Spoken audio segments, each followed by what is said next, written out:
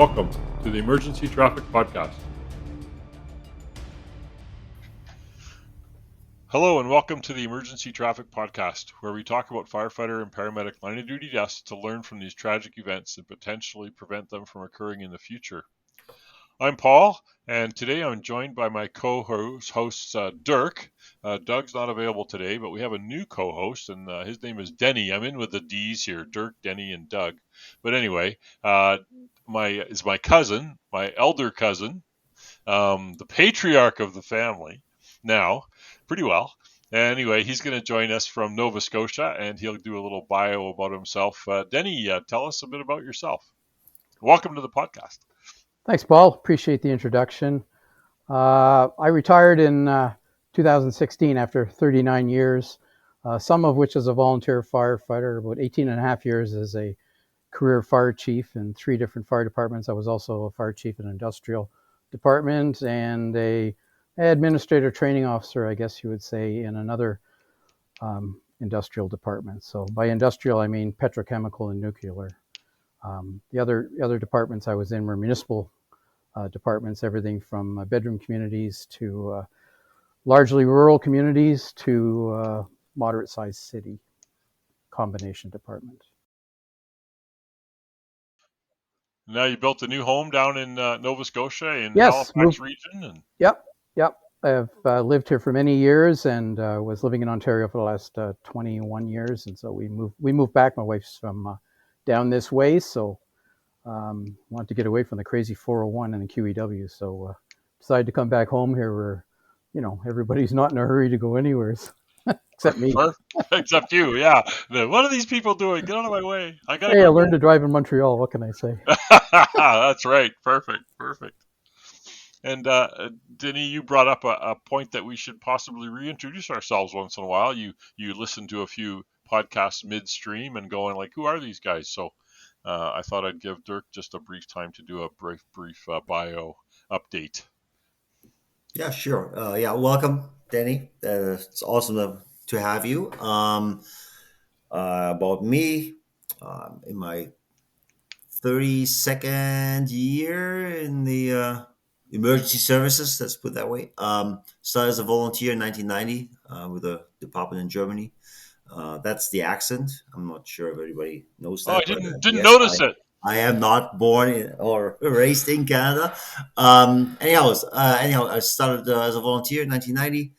Did that for 7 years before I became a career firefighter in Germany. I was stuck with the volunteer department, so I finished 12 years with the volunteers and then 5 years with the careers. And then I came over here, had a little sabbatical, just to get everything, because you have to start from scratch in Canada. So I did that, and I had a 5-year plan. After 3 years, I got on with a big city in Alberta, and been doing this for 17 years. I'm acting officer right now, acting captain most of the time. Still a little bit of ways from promotion, but we'll get there eventually. And then overall, I got 6 years left on my exchange, I always say, before they retire me. And that's about it. So three departments, 2 languages, 2 continents, and still learning. And that's about me. Awesome. And Paul here, this is sort of my little brainchild podcast that my friends helped me with, just to try to get the word out on what to do. After 36 years as an active firefighter, the first 25 were part-time, and the last 10 were full-time as a chief officer on a couple different departments. I think 3 departments and an ambulance company in Western Canada here during my career. I still work part-time doing emergency management and incident command training. And the odd, I get to teach pump training here in a couple of weeks, which is fun. I haven't done that for a while. So for one of the fire colleges here in the province of Alberta. So yeah. Anyway, that's kind of a little intro of the people, and we'll move on to this week's incident, which is going to be Passaic, New Jersey, where an incident happened in 2001 that we're going to review, and we'll go from there. So Dirk, do you want to start it off? Yeah. I hope I don't butcher that name. Passaic. Okay, so on May 9th, 2001, a 40-year-old male career firefighter that was the victim died after he became trapped in a third-floor apartment while searching above the floor for occupants. The firefighter assist and search team, I think they call it FAST, others call it RIC or RIT, made several attempts to locate the victim, but were unsuccessful due to the fire spread and deteriorating conditions of the building. The victim was located in the bedroom of a third floor apartment, and he was pronounced dead at the scene. A little bit about the fire department. The fire department involved in this incident consists of two stations with a total of 117 uniformed firefighters. The department serves a population of 70,000 in a geographic area of 3.2 square miles. The department required all new firefighters to complete 320 hours of training in basic firefighting with a 1 year probationary period. The victim was NFPA certified as a firefighter level 1, level 2, with 10 years of firefighting experience with the department.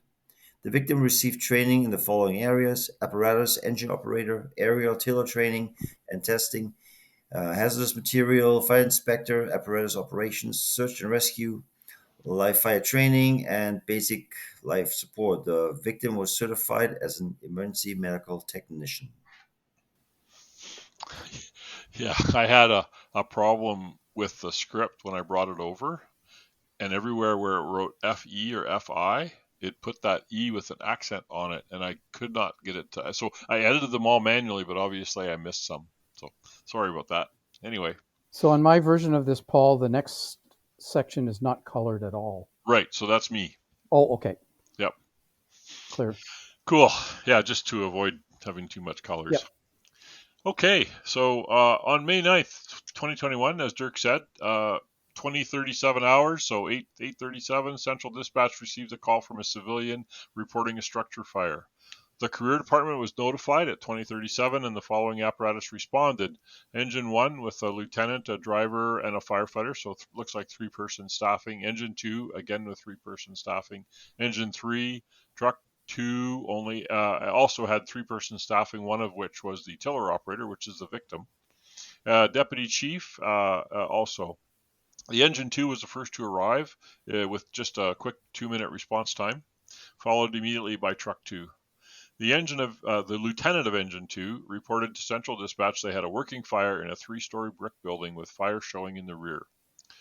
He requested that all companies make hydrant connections. So just a note on that staffing. So the three-person staffing. Now 70,000 people in 3.2 square miles is definitely what NFPA would consider dense population and would require probably 5 or 6-person staffing to be compliant with 1710.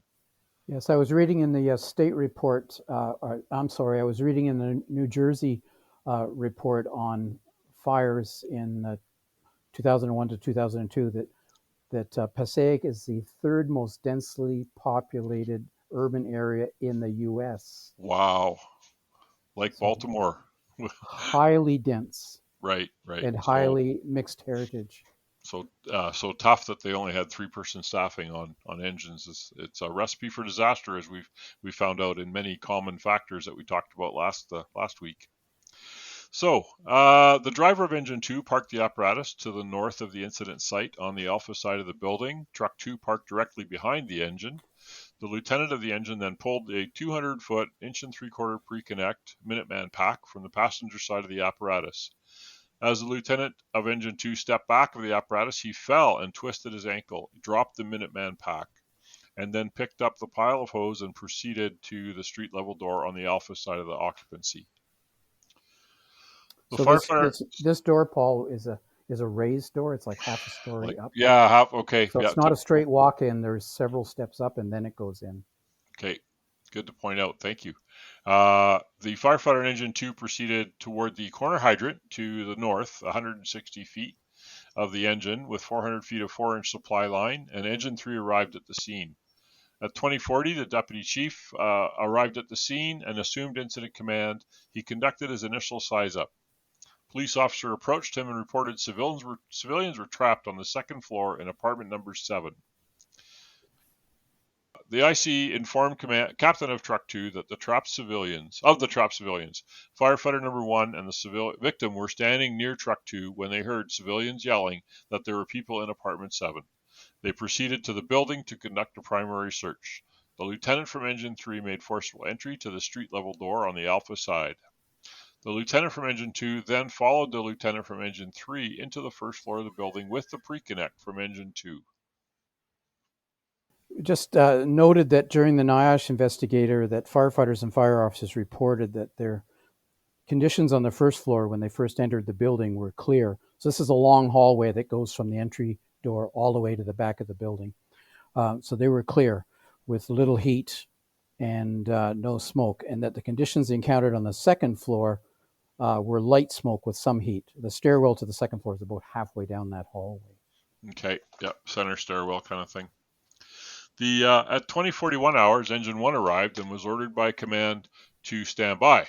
The IC then called Central Dispatch and requested another engine. The lieutenant from Engine 3 proceeded up the stairwell to the second floor and to the rear Charlie side of the building, followed by the lieutenant from Engine 3.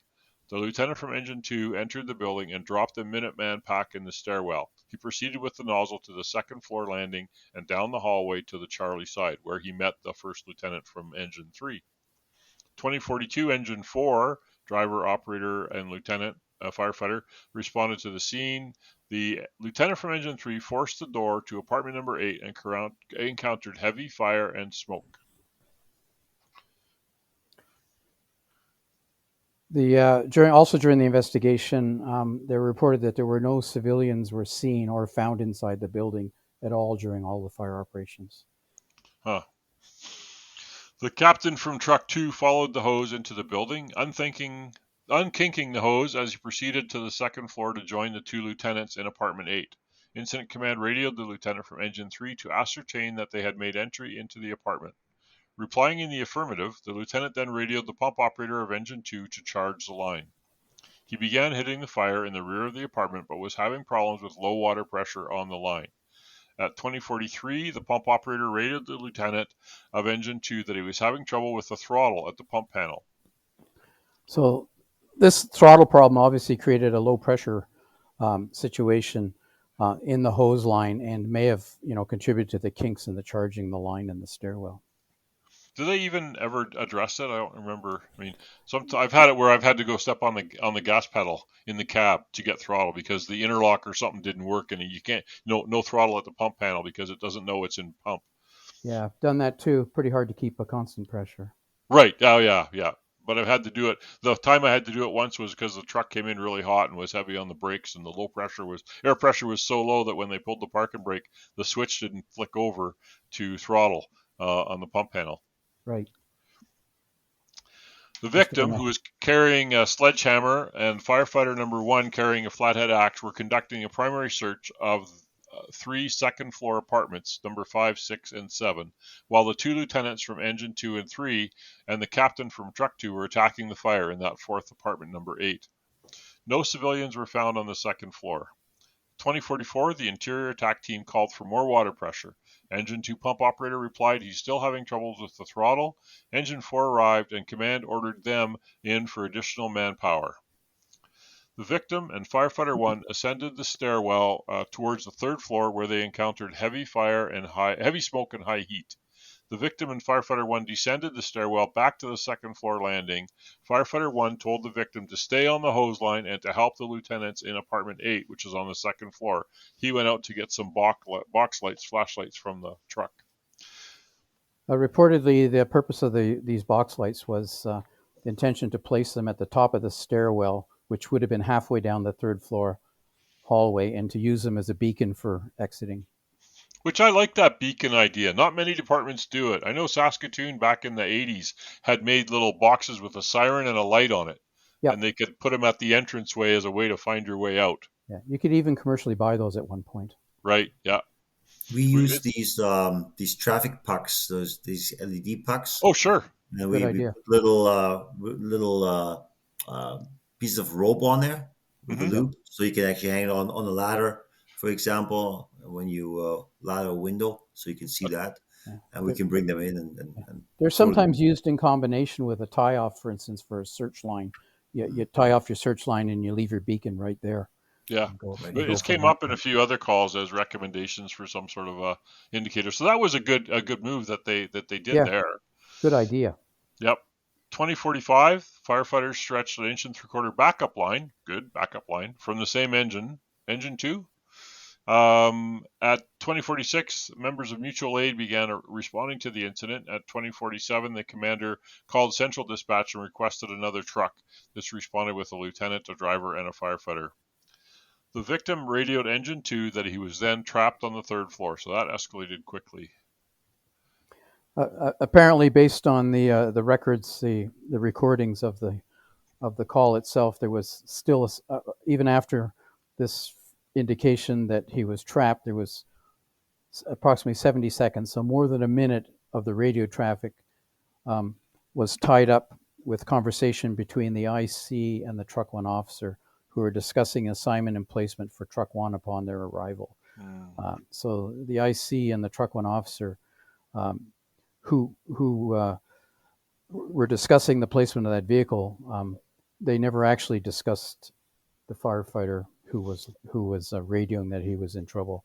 So there was all the conversation was being carried on the one radio channel, and that was both the tactical and their command channel together at the same time. Right. So a few minutes later, at 2049, the victim radioed Truck 2, specifically reporting, "I cannot breathe and I am trapped on the 3rd floor." The victim made it a 3rd transmission that he was on the 3rd floor trapped and needed help. The lieutenant from Engine 3 actually overheard the radio transmission and called "Mayday, Mayday" over the radio. The victim made a 4th transmission that he was on the 3rd floor trapped and needed help. Central dispatch transmitted, "We have a Mayday, Mayday." Dispatch to Deputy 4, advising Deputy 4, "We have a Mayday calling from the 3rd floor. Command acknowledged central dispatch notification of the Mayday." Trying to determine the victim's location, the lieutenant from Engine 3 maintained radio contact. The victim responded that he was on the 3rd floor upstairs and to the right. A minute later, the victim radioed that there was heavy fire and he couldn't get out. Approximately another minute later, he radioed that he was running out of air. The lieutenant made numerous calls for a line to be brought up to the 3rd floor. 2052, Truck 1 arrived. That's who the IC was talking with, where to be, parked in the Delta side of the fire building. 13 minutes after the victim had arrived on scene, at 2053, he made his final transmission that he was out of air. At 2054, the incident commander radioed for the mutual aid company to report in as a firefighter search and assist team or a RIT team. Lieutenant from Engine 3 told Firefighter 1, who had just returned to the 2nd floor landing, that a victim had radioed that he was trapped in the 3rd floor rear apartment. The lieutenant from Engine 2 attempted to stretch the initial line up the stairway to the 3rd floor, but found that the line was too short and would not reach the rear apartments. So these lines were 200-foot lines. They don't tell us whether they were using pre-connects or were lines that they had connected. It sounds like a pre-connected line. Right. But you talked about a Minuteman. You talked about a Minuteman, which would be so that sounds like a pre-connected load, probably over the pump house. But so that line at that time was fully charged, at least, and although with the throttle problems and so forth, it was kinked in the stairwell between the 1st and 2nd floors. So that's, you go in the hallway, turn right up the stairs, and there's a landing, and then you go up and you're on the 2nd floor. So it was somewhere in there was some kinks in the line that were interfering with their advancing the line. And the low pressure would add to the kinking problem potentially. Yeah, you lose quite a bit. You get several kinks, you can lose significant amount of pressure, yes. What you lose is flow, not pressure. You use flow, but the low pressure allows the hose to kink easier as well. Yes, and the type of hose you're using, one of the things you need to do when you buy hose is check how it performs in kinks. Yeah. Firefighter 1 followed the lieutenant from Engine 2 to the 3rd floor. However, they were forced to exit the building because he was low on air. The lieutenant from Engine 3 advanced the hose line down the hall towards apartment 6, where he received an electric shock while attempting to knock down the fire. So the department's SOPs at that time listed shutting off of utilities. So that would be shutting off the gas, shutting off the electricity, probably not shutting off the municipal water supply. Right. Because that's usually done at the street. but at least gas and electricity shut off. That was a truck company function. And they would have had to go probably in the basement to turn off the power. In an old building like this, very likely. Maybe. Which Yeah. meant going in and then finding the door down. Truck 2 immediately was assigned to conduct a search for trapped civilians. 2 firefighters assisted the lieutenant from Engine 3 out of the building, and emergency medical technicians provided him with medical attention. Firefighter 1 got a ladder off Truck 2, proceeded to the Delta side of the building. He positioned the ladder beneath the window of the third-story apartment where he believed the victim was located. Firefighter 1 broke the window, which was located in the kitchen of apartment 12. He was unable to gain entry because the refrigerator blocked the window. 20:55 hours, radio transmission was sent out asking the victim if he was still on the radio. The victim did not reply. This is sort of that whole BC thing with you can't put more than one crew in the building or have a 10-minute elapsed time without having RIT on activated, and also RIT is supposed to ladder. BC, they train them all to, as soon as you put someone on a floor above the main floor, it has to be laddered to provide an alternate egress. This is only 20 minutes into the call too. Yeah, they teach that religiously in British Columbia in their officer training. The laddering the second floor, the RIT team usually does it. Third floor in this case. Third floor in this case, yeah. The administrative director of the department arrived at this time to provide logistical support. 2100 hours, the chief of the department arrived and assumed command from the incident commander. Mutual aid also arrived. Incident command radioed central dispatch, requesting another engine and truck company for more manpower. 2102 hours, the firefighter on the bucket of truck 1 radioed heavy fire coming through the roof and the third floor at the rear. At 2103, engine 2, which was additional mutual aid, arrived. 2104, the IC radioed central dispatch for an additional ambulance. 2 minutes later, the firefighter in the bucket of ladder truck 1 radioed IC that the rear of the third floor was fully involved. The lieutenant from engine 2 radioed from the interior that the rear of the second floor was also fully involved. Another minute later, firefighter in bucket of truck 1 radioed IC to get the firefighter out of the building because the whole rear of the roof is lit up. 3 minutes later, the firefighters in the bucket reported to command that the roof had partially collapsed now into the third floor. Another minute later, command radioed the truck the status of the roof. Firefighter replied, the rear of the building has collapsed and the front is lighting up. Incident command then ordered an evacuation of the building and personnel accountability report from all units. Truck 1 and engine 2 knocked down the fire with master streams, which allowed firefighters to assist search teams several attempts to get upstairs to search for the victim. Although mutual aid company had been called, with one of the reasons being to set up a fast team or RIT team, the fast team that was actually operating that day consisted of on-duty personnel from Passaic, and were not the mutual aid company that was responding or had arrived at the scene. I'm not sure just exactly what their status was at that time. And that's one of the things that's always an issue, right? You want to rescue your own. Right, for sure. Yeah. While the FAST was operating in the interior of the building, the administrative director, who's the chief but was not the IC, he ordered truck 1, which was located, I think, on the AD corner, to hit the fire on the roof with an aerial appliance, in other words, with the ladder pipe. The firefighters told the NIOSH investigators that during one of their search attempts on the third floor hallway, I guess, water applied to the roof by the aerial appliance actually forced them to retreat because of deteriorating conditions on the third floor. Not only are you hitting him with the water, but also the flow path and everything is changing while that's happening, right? Yeah, the fire's trying to get out the roof, right? And you shut that off, so it's going to look for a different flow path. Exactly. And, the obvious one is down the hall and down the stairs and out the open doors. Mm-hmm. Yep. Or the broken windows. Where there happens to be a lot of guys in fire outfits. Exactly. Don't as soon as the aerials go up, walls come down, something like that. Firefighters come out. Yep.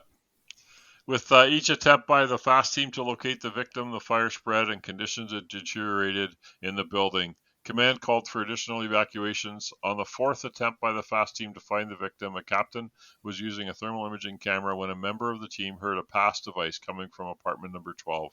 So apartment number 12 would be the CD corner. Right. The FAST team entered apartment 12 and discovered the refrigerator door open in front of the door to the bedroom where the victim was found. The victim was lying face down on his pass device, which was activated but barely audible.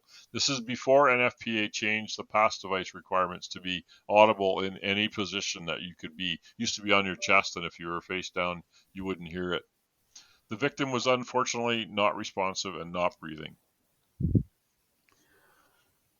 So it's interesting. They found afterwards that there was a wall-mounted mirror in the bedroom where the victim was found, and that it had been most likely broken by the victim. The victim had struck the mirror and the wall numerous times with a sledgehammer, which he carried as an entry device tool. The mirror may have appeared to the victim who entered this quite small bedroom, actually. It might have appeared as a window to him at the time. Paramedics were requested after the fire was out, obviously, to respond to the third floor where they did pronounce the victim as deceased. So was that window where the firefighter threw a ladder and couldn't gain entry because there was a fridge blocking that? Was that the same fridge? No, this from what I understand from the drawings is there was actually a window in the bedroom where the victim was found, but there was a window mount air conditioner. Okay, because they mentioned a fridge with a door open. That was in the kitchen. There was a door. Yeah. There's two windows in the kitchen and one in this small bedroom. And looking at street views of the building, some of those windows have been bricked up. And so whether it was actually available as a point of access at the time, I don't know. Yeah, I'm just looking at the map here. So the victim was then removed from the building at approximately 2300 hours. Recommendations and discussion. Recommendation number 1, fire department should ensure the fire department's standard operating procedures regarding structure fires are followed, unless otherwise directed by the incident commander. Yeah, so we have a discussion here about this, and then the department's SOP for structure fires state that where a large body of fire exists, a 2.5 inch shall be the initial attack line, unless otherwise directed by the incident commander. The SOPs also state that the second due engine shall provide a second attack line of equal capacity or larger to the initial attack line, which is pretty much standard NFPA, right?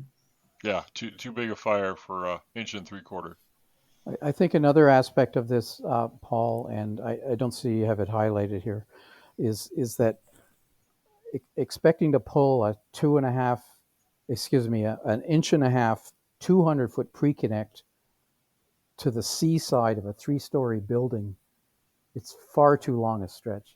You need probably 100 feet per floor, so you're very much short, particularly with scissors, not necessarily scissor stairs, but with stairs with landings and corners, and you're not going to advance a charge line like that. You've got to lay it as you go, pretty much. Yeah, unless they did the stairwell stretch, but these stairwells probably aren't congruent. They might not be. They might not even be open. There might not be a well. I think it says it was an open stairwell, so it may have been possible to hang the hose down the center, and take some shortcuts that way.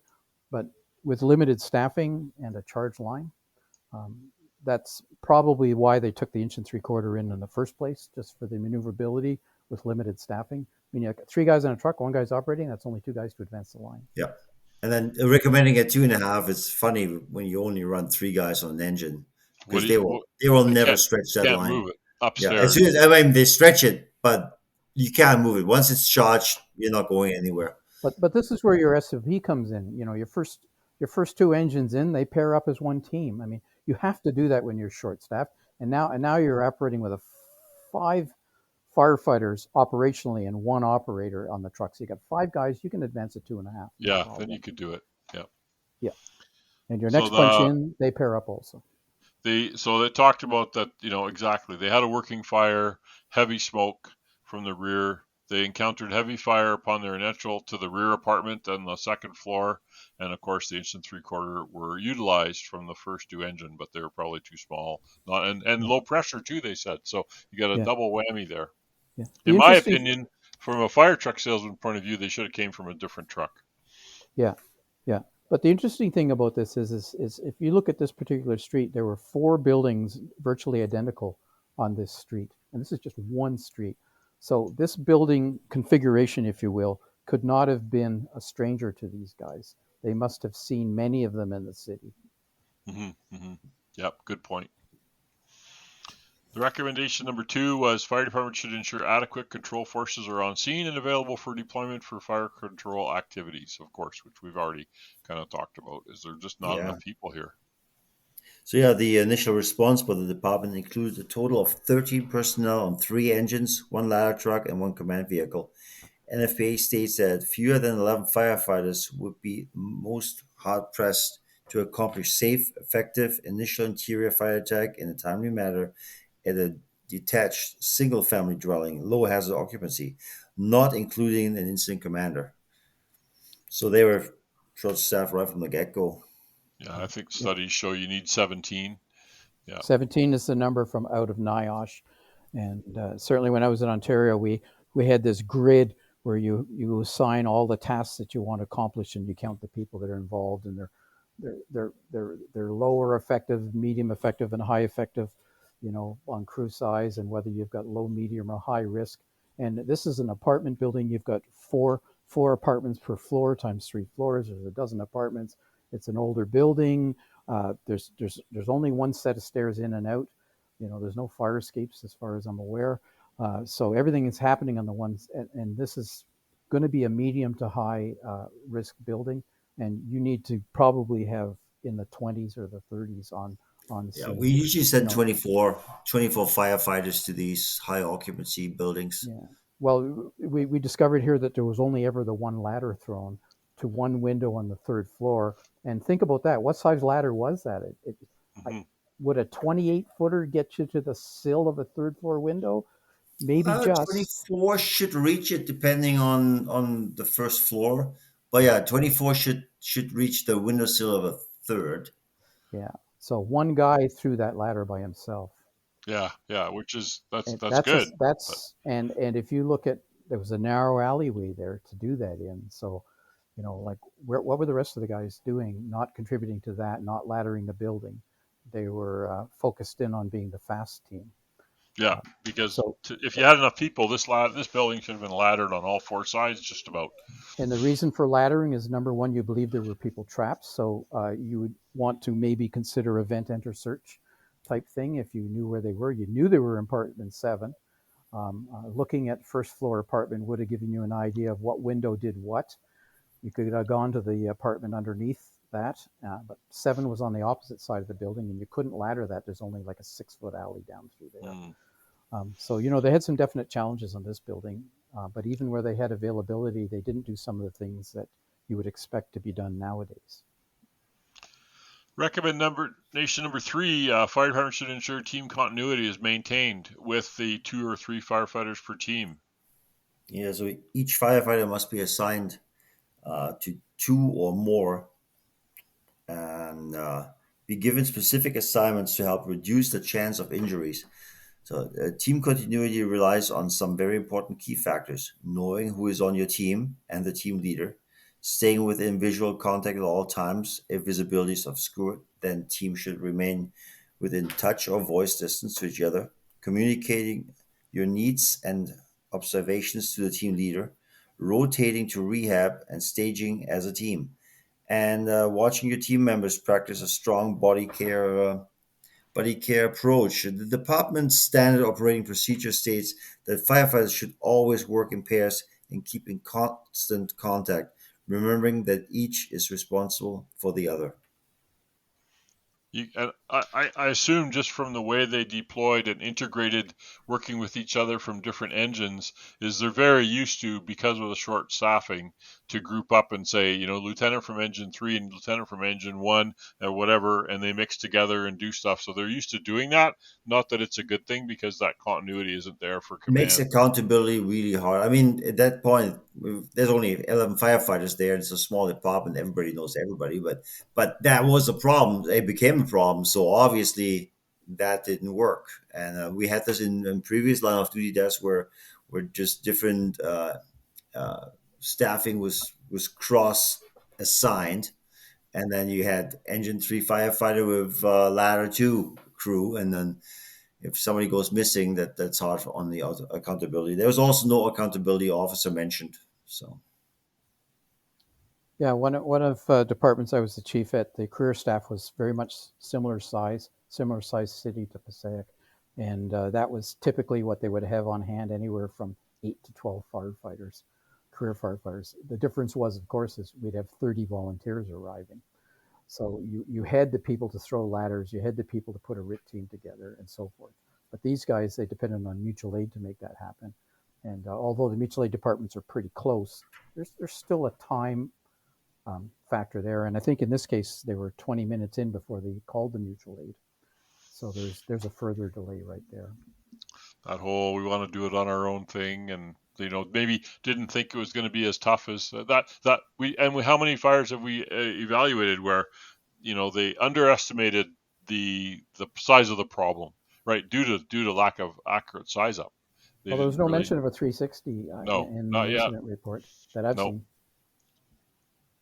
Number 4, they talk about ensure firefighters notify their officer when they go above the fire.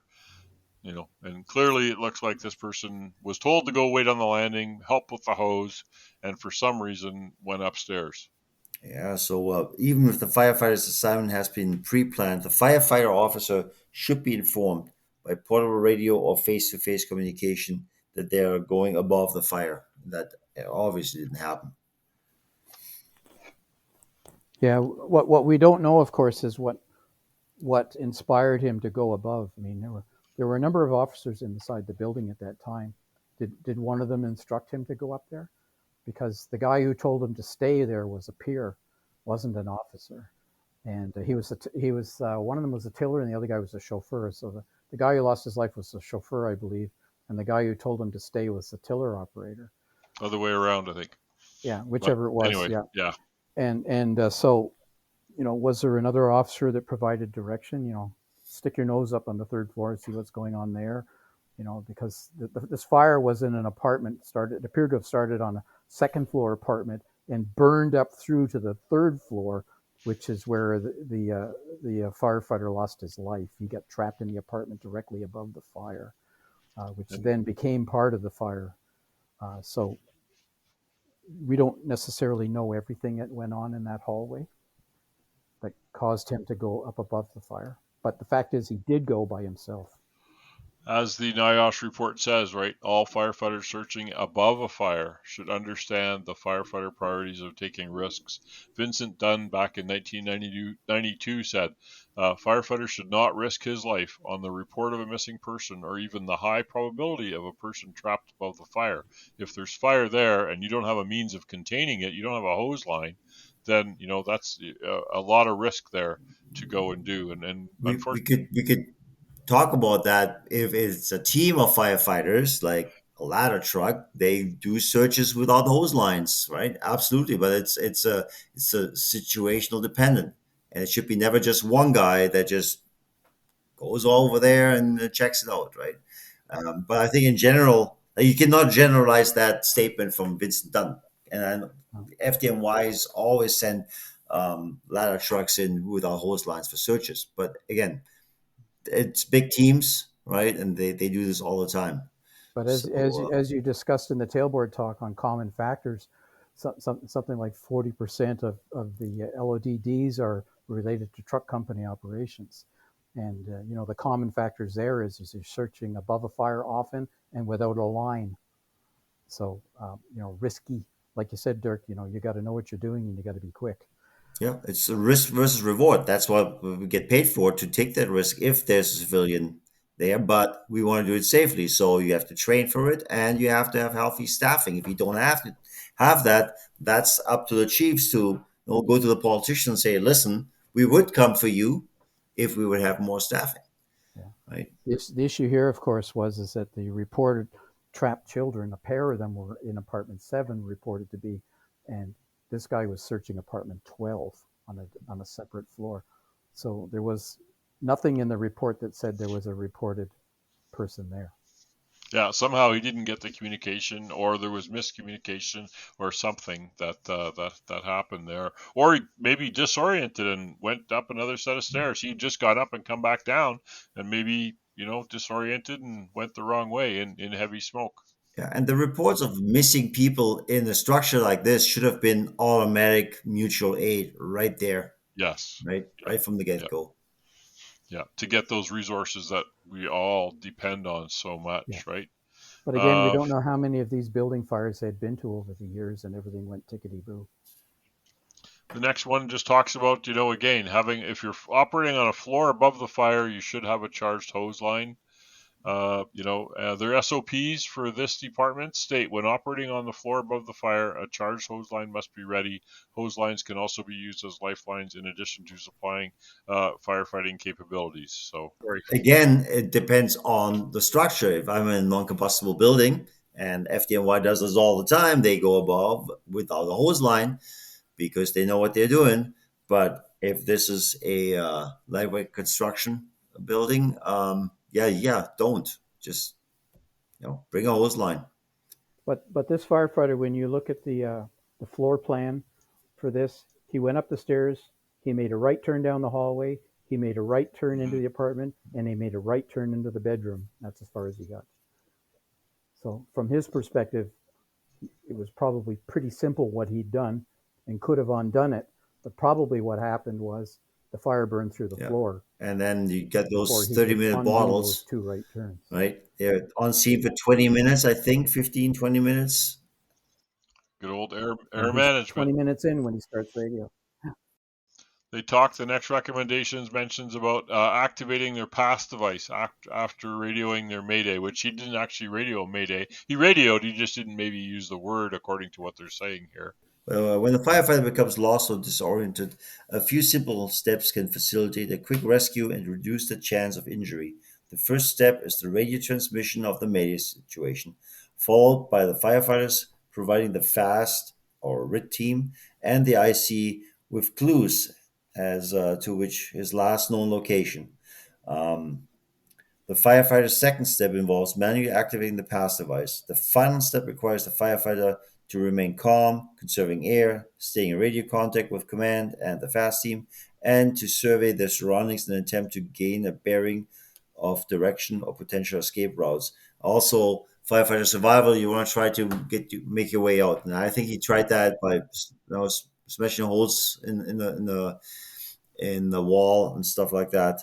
Um, it's training again. Mayday training is super important. Firefighter survival is super important. If you can get yourself out of a situation like that, you don't even have to deploy a fast team if you can get out by yourself, right?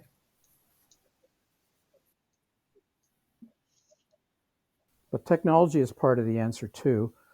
At that time, pass alarms were generally clip-ons, and you usually clip them on one of your shoulder straps, because you could see it, get to it easily, right? And if you're face down, it definitely there was a problem with it. They went to the point where they started to make a large cover on the pass device so that the sound could escape. It was never as good as the integrated ones. And Paul, I believe the regulation for that came later, right? About 11 or 13, where SCBA's, the same time as the mask change for the hardness or the thermal resistance, and they put the pass alarm on the back plate, and it had to be audible in any position, and it was also louder to because of some of these maydays that happened where the passes were activated and they didn't hear them. Right. But even in 1999, I was installing radio Right. systems for our fire department that had man down alarms on them, red buttons on them. And you could push them, and it would transmit a Mayday tone and dispatch, and everybody on the fire ground would hear it. You could program it so it held the mic open, so even if you're relying on your radio, you could still talk. Technology is also an important thing too. That, like, I know in '99 I was installing fire ground radio systems that had emergency man down buttons on the radio itself, and when you push that, it would broadcast a tone, a man down tone, and would hold the microphone open so the firefighter, even if he was incapacitated physically, uh, could still talk on the microphone to help explain where he was and what the issues was. So the technology was there. It wasn't that old when this incident happened in 2001. Um, but even today, I know there are some fire departments that do not use that capability, even though it's there. And even at that time, we had digital IDs, so it would actually tell you which radio it was. And if you have a good accountability system, you tag the firefighter with the radio, so you now know who that is. And when it's a career department, that shouldn't be an issue. They should all be together on the cab, right? The crew accountability For 10 years now. board that goes along with the truck, right? Yeah, with the and for at engine. least 10 or more So years that now, that all technology existed then. SCBAs have a feature that will transmit a Mayday via radio to a control unit somewhere. If an iPad or whatever in a command vehicle, that firefighter number or SCBA number 15 has a Mayday or has a thermal alarm if it gets too hot or a low pressure. But many departments don't use them, and it's unfortunately technology's there to help with this stuff, but it's not. It can happen to us, right? Yeah, yeah, yeah. Well, the issue with the Scott packs, the SCBA, for instance, is the cost, right? Seven, eight Yeah, thousand, $10,000 packs. yeah. Where the radio, it comes with the radio. It's part of the cost of the radio. So That's the tough it's a part. simple Yeah. thing. And then, of course, you got to train your folks on how to use it. You know, don't fumble Well, with your finger. but Hey, I wonder not what only this red that, but button does. And dispatch or the people incident get tired of commander hearing has it, to but have it's a a training screen issue. open that shows them radio 25 just transmitted a problem, right? Yeah, with dispatch usually. Procedures, training, practice. They say that the investigators were unable to determine if the firefighter activated the Mayday on their own or not. Recommendation 7 was ensure incident commanders size up the stretch of the first attacking hose line. So they went with too short a hose line. We've already talked about it. Yeah. Yeah. One of the most important size-up criteria is to assess the stretch of the fire attack hose line. Kinks or bends in the hose line, centrifugal pump failure, or a hose bursting from overpressure can significantly hamper the firefighter operations. I don't agree with the incident commander should make the initial stretch estimation. That should be the officer and the firefighter together looking at the building, but that also requires at least a 180. Like get your Alpha Bravo or Alpha Delta quick look. If you can't make it to the Charlie side, that's one thing, but at least you can gauge the uh, the length of the building and the width of the building. And there's awesome host calculations. Guys put on awesome classes to calculate that, but it's basically, well, one length per floor, one length to the front door, right? And then look at the span of the building, and then you add it all up, and then usually four lengths is not going to cut it in a center hallway walk up. So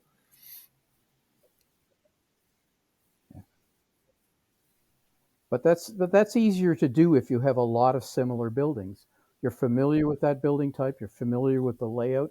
As I mentioned already, there were 4 similar buildings on this street alone, this block, excuse me.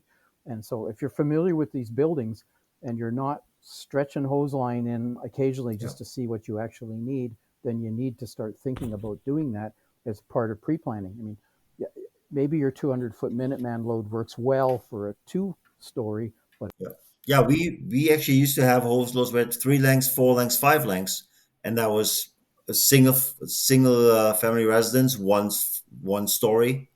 Then that was the 3 lengths, and then the 4 lengths was for your 2-story single family residence, and the five usually gets you into those 2, 3 story walk ups, right?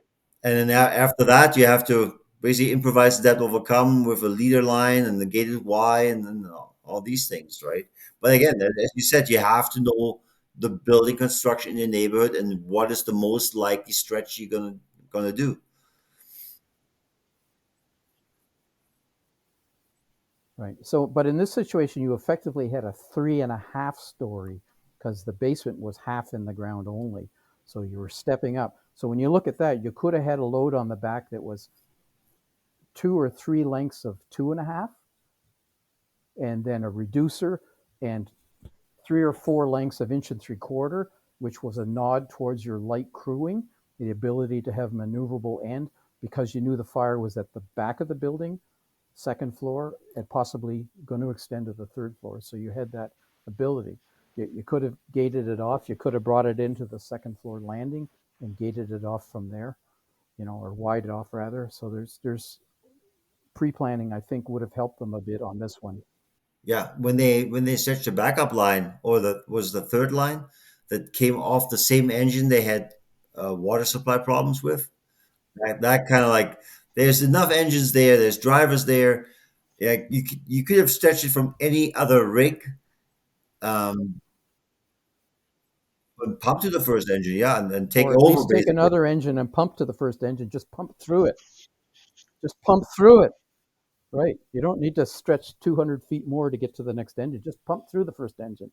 But if you don't practice it, then's not the time to be Yeah, the learning it. next recommendation, they talked about having that fast or RIT team established and in position, and it looks like they didn't do that until after that first evac, actually.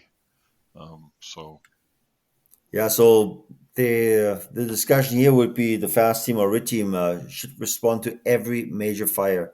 The team should report to the officer in command and should remain at an area designated by the IC until an intervention is required to rescue a firefighter. Firefighters on scene were designated as fast after the initial evacuation. Um, I personally think I believe in active RIT, because nobody wants to be on RIT because it's just, oh yeah, we're just standing around. But as Paul said, like, throw ladders, don't exhaust yourself. But your RIT officer should be doing 360s, right? If the first arrival officer didn't do it, if the incident commander couldn't do it, the RIT officer should be doing it and monitoring it and keeping track. He should be also in a sense, the accountability officer. He should know where everybody is, right? Every working fire, yeah, absolutely. And frankly, I think it's every working fire because I think you get to the point where what's major and what isn't. You get there, it doesn't look major, and usually that's where you get caught. RIT's not a role that unit has before they get there. It's once they get. It's just a role like fire attack, like search and rescue, like trauma, whatever rehab. It's a role that you're assigned. Okay, engine 3, you're my RIT. Okay, now focus on it. Do the RIT duties, and then it may get reassigned. Or you're. But that's what they didn't do there. Yep, exactly. Three deep, right? Three deep. The attackers, the on deck, and another one. I mean, you got an on-deck crew too, They're usually. there in case there's an emergency. Right. So the perfectly managed fire, half the people don't do anything That's why I see that's incident command system. in case. Yes. Chief Murphy's in charge. Something will go wrong. Next recommendation, incident command is clearly identified as the only individual responsible for the overall coordination of all activities at the incident. This is where they got into other commanders. So in this particular incident, they established IC, but some of the fireground operations were directed by the director of the department and were not coordinated with those of the IC. An effective fireground operation revolves around one incident commander.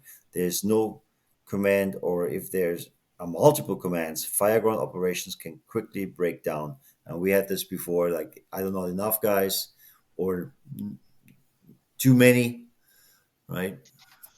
Yeah, a lot of incident commanders are hesitant with sectoring off, giving other command rank personnel a job. And that is a critical task in that, okay, I'm IC, you guys are attacking the fire, you guys are backing them up, you guys are RIT. Okay, hi, Chief Jones, I want you to be my Alpha sector, or I want you to be my Delta sector, whatever it happens to be. I know incident command, I'm an ICS instructor, I can't use the word sector. So division or group would be the appropriate term. But anyway, just teasing there. But you need to subdivide your commands so you don't end up like in many instances where you've got 12 units reporting to one incident commander, and of course you have and then a mayday comes along and you miss it, right? And the opposite side of that, of course, is you have officers, some of who are command officers, who have no assigned tasks. They can see things that they believe need doing because they're not seeing the whole scene, and they may step in and give orders. And sometimes that's not helpful. Exactly. Go get coffee.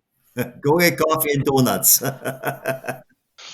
Coffee and donuts. Donuts are for cops. No, help with your span of control. Pizza, that's right. Pizza for firefighters. A nutritious meal, yeah. Yeah, it's pizza, for God's sake. Comes in a box? What's wrong with that? Firefighters should establish and enforce standard operating procedures on the use of thermal imaging cameras for search and rescue operations. Yeah, of course, at the time of the incident, the department did not have any SOPs regarding the use or application of thermal imaging cameras for search and rescue operations. Thermal imaging cameras were assigned to and present on truck 1, truck 2, engine 2, and engine 4. Thermal imaging cameras were not utilized during the primary search of the initial search for the victim. I find it very surprising that they already had them because in 2001 it was not on every rig, so that's actually pretty good. But obviously they missed to train people on it and made them aware of the usefulness of a thermal imaging camera. So. Yeah, I mean, it's great that they had cameras, but wow, they didn't use them, which we've seen so many times, right? But I remember back in the late '90s and early 2000s where a tick, $15,000-$20,000, was not an uncommon number for that. And the thing that was really missing was a lot of instructional support for those. It just wasn't there. Now you've got um, people out there who've got their own websites, they've got their own books, and they're doing a lot of, videos and so forth to help you learn about ticks. I mean, you've got people working for the sales for various brands who are going around putting on schools and stuff. There wasn't a lot of that. Like Dirk says, a lot of that back then Yeah, wasn't we there. mentioned Andy Stans quite a few times here, Danny. So he's one of the leading experts on that one, really pushing hard and sharing all the information freely, which is absolutely amazing. But in not in their defense here in this case, but I remember our first thermal imaging cameras, those Bullards. They were the size of a motorcycle helmet. So I mean, Yeah. carrying that thing, yeah, exactly. Well, we had, yeah, one guy assigned, and his job was carry the But tick. I know my friend Manfred Keene. He used to be a fire chief in Ontario, and he's full time for Bullard. I think he's a rep, but I mean he is all over it. You say you need training, they are coming with bells on, right? And he writes articles for the magazines and stuff like that. But yeah, it's a shame though in this call that they didn't use it because it definitely would have And helped them. it's not necessarily the salesperson or the manufacturer that does not give you the training. There are departments that just don't want it. Hey, you purchased these. We sent an instructor to teach you, and they're like, no, thank you. We got it. Just give me the manual, right? That's the big EGO we've been mentioning quite a few times when departments just no, we just don't want it. Again, not sure if this was the case here, but obviously they missed the SOP part.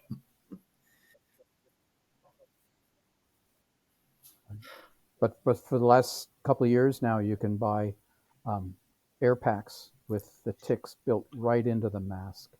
Now, mind you, yeah, it adds a significant cost, and no doubt the mask is down a lot more often than it would be for batteries and God knows what else.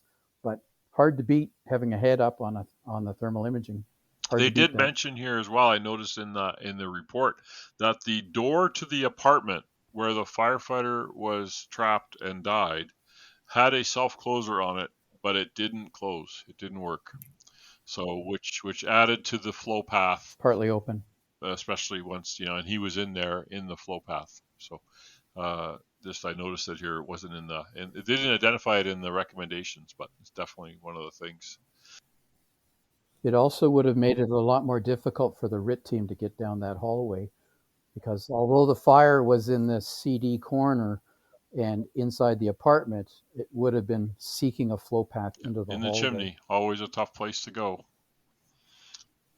The next recommendation was the multiple operating frequencies for emergency services, allowing portable radios to be equipped with 2 frequencies for tactical and 1 for command, which you mentioned, Denny, was a problem on this, where they couldn't get on the radio for 70 seconds while the guy was trying to transmit a mayday because the IC was talking with truck 1, which wasn't there yet.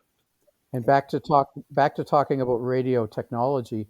One of the things that I had mentioned earlier in the 90s, where you had this emergency or man down button, that radio stole priority on the system as soon as that button was pushed and shut everybody else off.